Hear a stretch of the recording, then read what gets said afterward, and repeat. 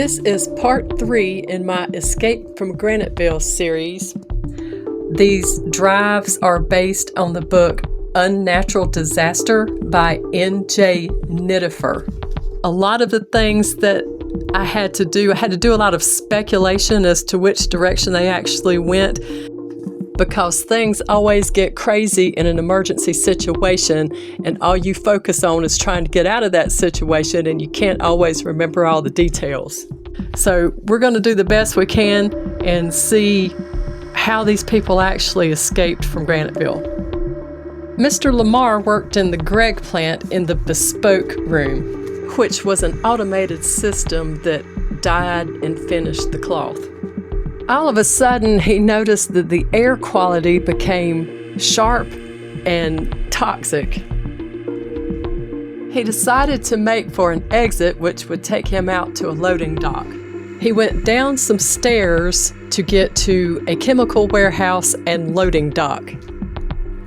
He saw that he wasn't going to be able to make an escape, so he went back inside and found an office to shelter in. While sheltering in the office, he remembers his cell phone and makes a 911 call.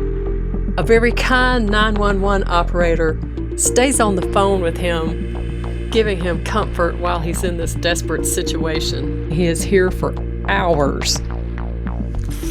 Throughout the Gregg mill, there were emergency showers because they used a lot of nasty chemicals.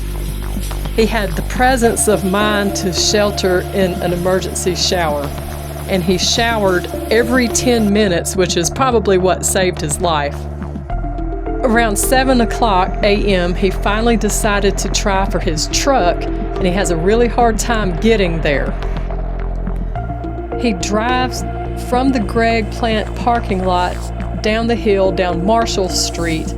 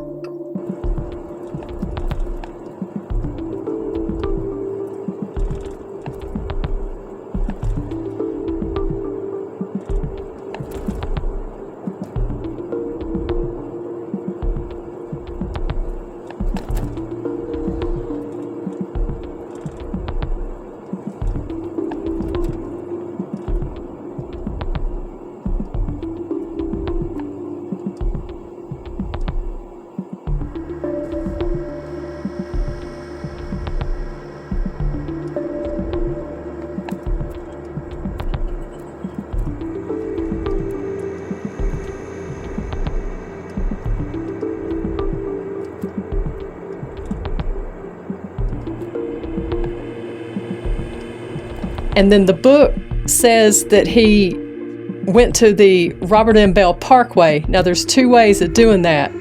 He could either have gone out Gregg Highway, which would have put him directly on the section of the 118 bypass that's called the Robert M. Bell Parkway, or what I'm going to assume he did would have taken the most direct route to the hospital, which would have been down Trolley Line Road, because the book talks about a convenience store, and there's a convenience store there at the corner of the Robert M. Bell Parkway and Trolley Line Road.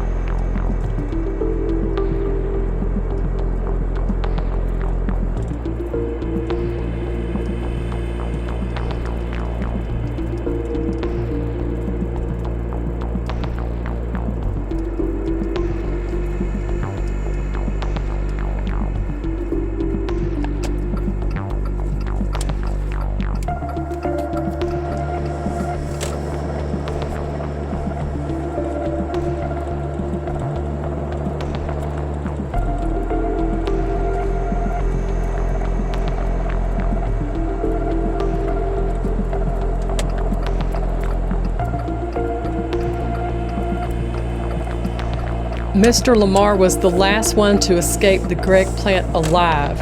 This train wreck happened around 2:50 to 3 a.m. in the morning, and he finally made his escape at 7 a.m. So he was there for all those many hours.